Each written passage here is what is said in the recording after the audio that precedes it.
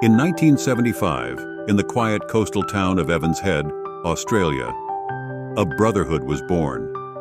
What started as a handful of friends became a global movement, bound by the open road and the love of the ride.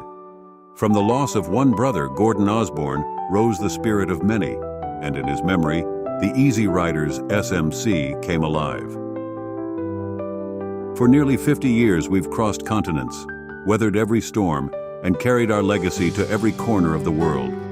From the shores of Australia to the heart of Russia, through the rugged hills of England and the vast highways of America, from the wild roads of New Zealand to the bustling streets of Thailand and the coastlines of Central America. France, Spain, and Asia have heard the roar of our engines. We are a global family, united under the red and black. 50 years of unity, 50 years of freedom, bound by brother and sisterhood, strengthened by the journey.